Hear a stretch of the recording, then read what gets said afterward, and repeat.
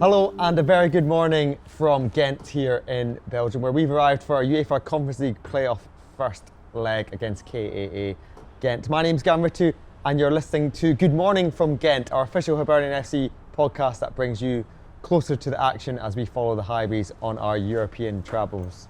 It's another massive tie on the continent and a massive occasion for Hibs with our first leg play-off coming up. And here to preview it with me is our supporter liaison officer Kieran Power, and I'm delighted to be joined by Jack Harris from the Hibs Observer as well. Guys, how are you? Kieran, nice to see you again. Yep, it feels as if we're just rolling into day by day, week by week, so it feels as if we were doing this time last week, but good to be here, good to see you as well, Gavin. How was last night for you? I know you were out and about with the supporters. Yep, I've got a face for the radio this morning. Good to mix with supporters. I think they're enjoying it because we've not been in these parts for a good 2 decades since we were last here against Anderlecht. I know they were enjoying themselves last night and I got led astray, I must admit. That doesn't sound like you very much.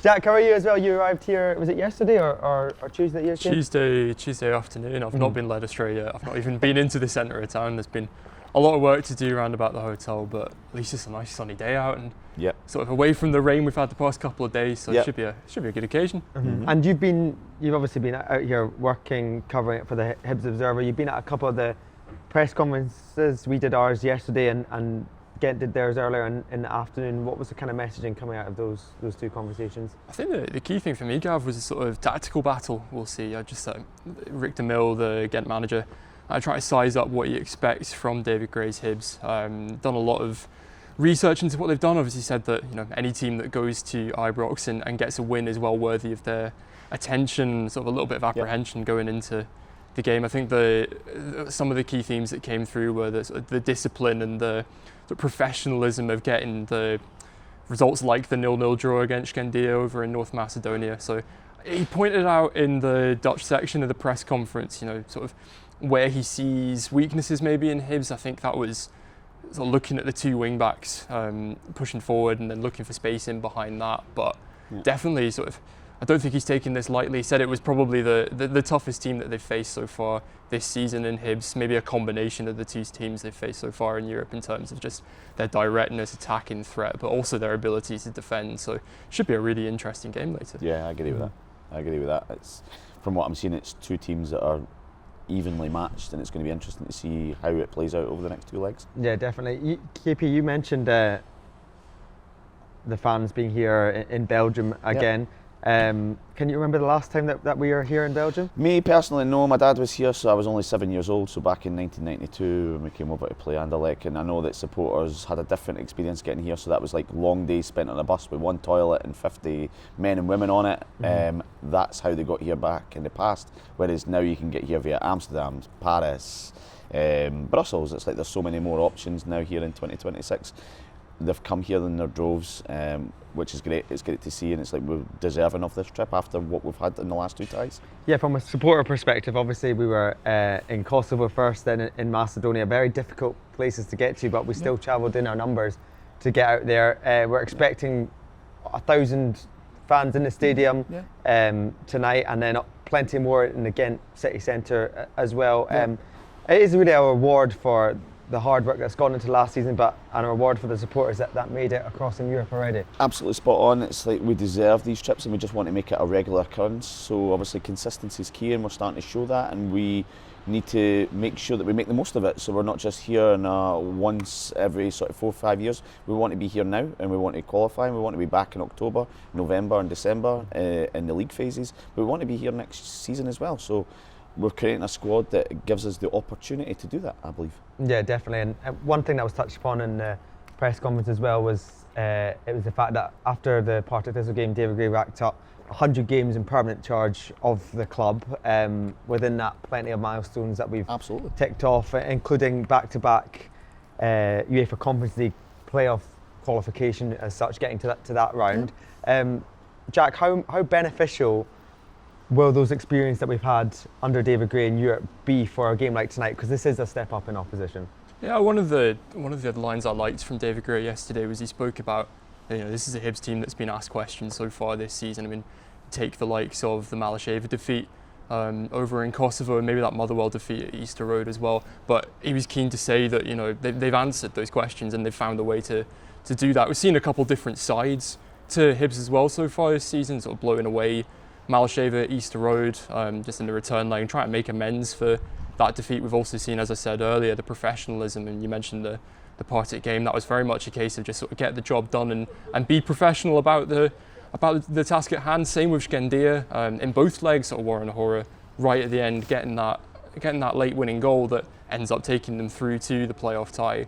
It's all of that just sort of sticking in, and you can see that this is a team that's benefited from the Conference League run in the previous year. Obviously, sort of getting to that Legia Warsaw game, heartbreaking the way it ended for the club, obviously, but there are lessons learned from that. I think that motivates them in order to say, you know, we want to go one step further, and that's been, as David Gray said, sort of objective number one set in pre-season going into the 26-27 campaign. But a lot of things they've maybe learned from there in terms of the theme of conceding late goals. Last season where we were seeing something different in Europe, and I think just seeing a more experienced side that's really ready for a task like tonight's, which will be difficult, but you can't say it's an insurmountable challenge, I don't think. Yep, I agree with K.A.A, that. how would you reflect on the gaffer's 100 games in permanent charge? He's had some massive wins, as you've said, Ibrox, Parkhead, Tynecastle, in Europe as well. It's like there's been some memorable moments in that, and for us to already have what I would call as a statement win at Ibrox so early in the season, we've not even hit what I think is Hibs' peak, which could be over the next couple of weeks, could be in the next coming months. So to have it under our belt so soon gives us the opportunity to build on that. So I'm hoping that we can go that one step further. I believe we're so close, and I genuinely think that we'll do okay over the next two legs. Yeah, definitely. And obviously we're out here in Ghent this week, but then we've got the game against Kilmarnock, which has been postponed. We've got 7 days to prepare for the home leg as well. How crucial is it that we, you know, use that time and make sure that we take something back to Easter Road to play for, so that can essentially keep the tie alive? Because as you said, Jack, you said it's not an insurmountable task, and this really is a big opportunity for Hibs to potentially do something that we've never achieved before and get to the league stage and or group stage of a UEFA competition. It absolutely is, and when I look at Ghent on paper, I mean, they're not a team I've watched too much, but seen a little bit of their European games. I think you look back to the start of August and they maybe won by a 2-goal scoreline, but even beyond that, I think you have to go back to March, to the last time they did that. So they're not a team that blows teams out of the water. You know, they're not going to be one of those teams that sort of registers a kind of, I'm saying this now, you know, I'm not going to say they're not. I'm not going to say they're not. I don't attempt fate, but you think that Hibs have a really good opportunity this evening, tonight, at the Planet Group Arena, just to sort of get something positive. I mean, the ideal case is always going to be you get a win and take that back to Easter Road in front of your own home fans, but you think that it's a positive opportunity, and it's a difficult task, obviously, against European pedigree. I mean, I think it's something like 6 of the last 7 seasons they've been in the league phases of European competition. They had a quarter-final against West Ham not all that long ago. So I mean, they're no strangers to the competition, and it'll be a difficult task to get past them. But you know, with all of the experience we spoke about earlier, and just looking at the team and what I think Hibs can expect from them tonight, it's a great opportunity to make some history. I mean, David Gray talks about changing history in positive ways. This is a fantastic opportunity to do that. Yeah. I'm just literally thinking about that myself. I'm going, you know what? We've got an opportunity that's probably bigger than last season. Last season's the way that it fell for us against Midtjylland, and then Partizan Belgrade, and then Legia Warsaw. That's a tough run. Whereas tonight, as much as Ghent are European experienced in recent years and going quite far and getting positive results themselves, I'm going, I don't think, with all due respect, that they're up to the level of the opposition that we played last year. So Hibs need to grasp it while it's in front of them right now and really take that chance to create history. Well, we'll get to a few moving parts with supporters and stuff later on, KP, but I just wanted to touch briefly on team news, because obviously the squad's been named. It gets named the night before, essentially on the UEFA platform, and there's some positive news, Jack, about Nicky Cadden's back in, Grant Hanley back in, Callum Wright and Jordan Abita, who all missed the game on Sunday against Partick. Who do you think is going to be the difference maker tonight? Because there's always, on these European nights, if you get a special result, there can always be one difference maker or someone can really write their own headlines? That's a very good question. I think when I spoke to Rick de Mille at the Ghent press conference, he highlighted 4 of his players. So he looked at Owen Elding and Nathan Lowe. He was singing Owen Elding's praises in particular, but Nathan Lowe as well. Felix Paslak and the experience that he brings into the team. But if I had to highlight somebody, it would maybe be one of the defensive duo of Jason Kerr and Warren O'Hora. You think go into a stadium like this with kind of passionate fan base, club that's used to getting through to Europe, they have good attack. I mean, I spoke to a local journalist about the sort of creative, technical talent of Ghent as a team. You think you're going to need your defenders to be sort of on high alert and on good form. I've seen a lot of positive stuff from Jason Kerr so far since joining in the summer, but Warren O'Hora as well has been a player who's really impressed last season, I thought, but sort of coming into his own again in this campaign. So I think it'll be a tough task for the defence, but I think those are your 2 centre-backs and maybe the likes of Jordan Abita, Jack Iredale as well. I think that's where the battle will be won and lost, I think, and just in terms of if we can keep it tight, can they have a really good game today. Yeah, well, 2 clean sheets in the last 2 games is certainly something to build on.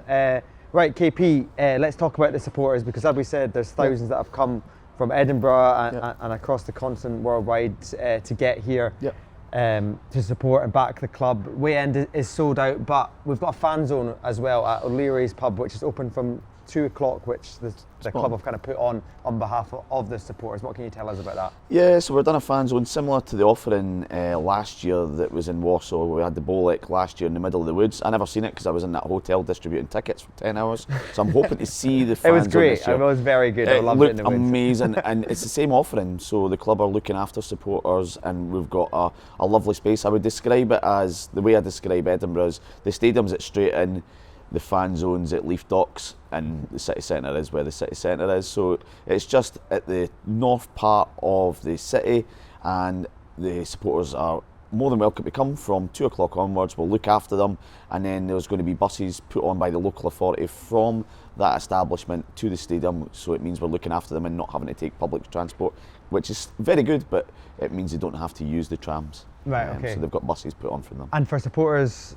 anyone can come. That it's not if you've got tickets. No, it's not ticketed, so you just need to turn up, smile and enjoy yourself. I think the only criteria is you enjoy yourself to get in. So I'm absolutely positive that everybody will. So it's just getting along. It'll be a great atmosphere. If it's going to be anything like the Bolek last year, then fans know what they're walking into. It's going to be a great atmosphere and something for people to enjoy in the pre-match. Yeah, nice one. And if for the supporters that don't maybe have tickets to the game out here at the Planet Group Arena, that's where they should watch the game, is that Absolutely. Right? It's a sports bar, it's well set up, it's got loads of screens, loads of drink and food options and activities. So it's an activity hub, so it's got pool, it's got bowling, it's got go-karting.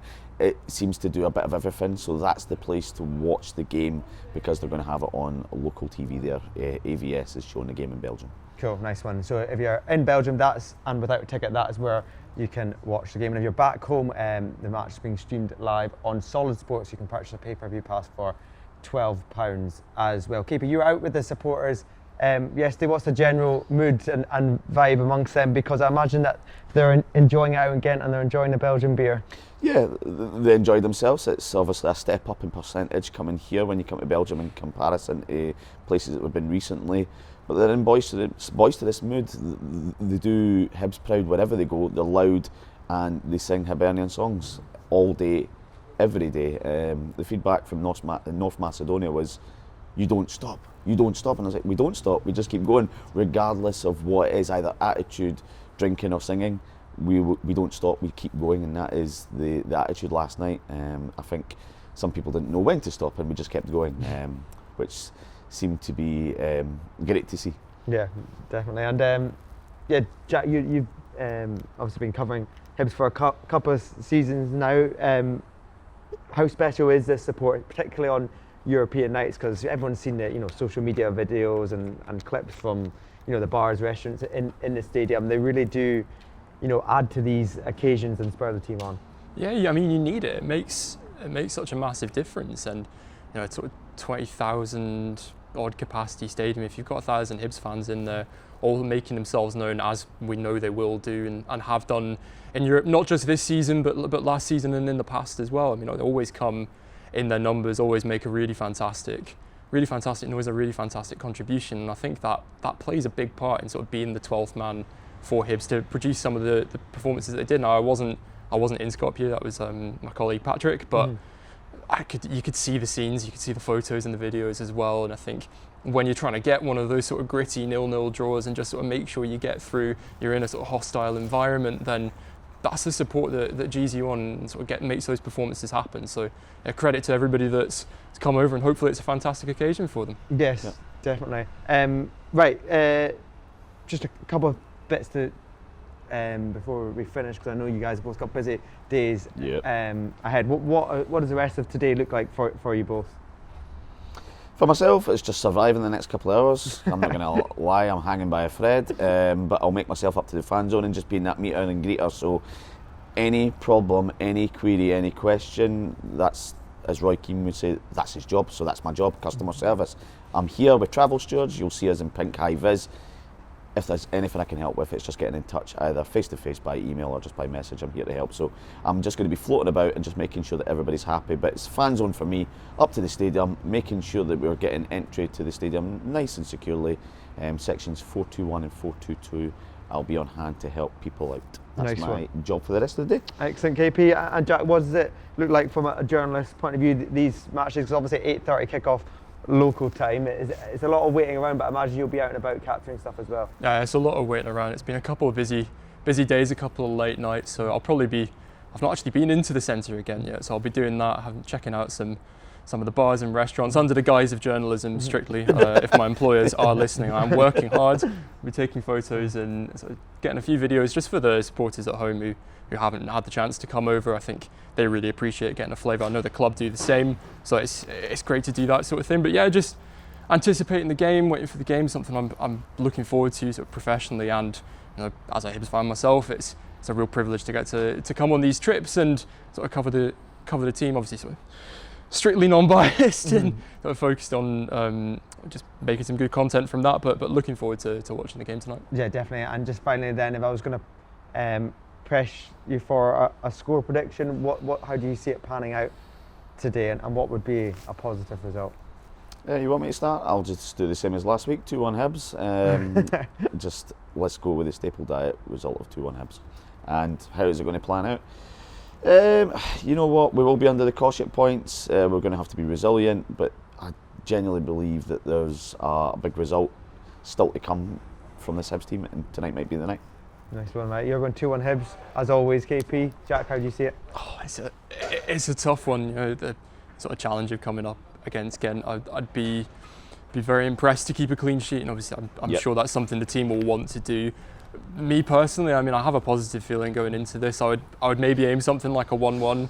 I mentioned him earlier. It's not just because I'm looking at him at the minute, but I was sort of thinking that Jason Kerr might get himself onto the score sheet and maybe put away one of these headers. He had a couple, I think maybe off the woodwork and just shy in the game against Skendia at Easter Road. So I can see him being a difference maker and getting on the score sheet and giving something good to take back to Easter Road next week. Nice one. Well, fingers crossed for a positive result later this evening. Guys, thank you so much for joining us. Enjoy the rest of your day, enjoying being out and about in Ghent City Centre, and again, thank you for joining us. And to everyone listening at home, it's great to be able to bring you these podcasts out from the team hotel and just to try and bring you a little bit closer to the action. So I hope you all enjoyed it at home, and we'll see you all again very soon.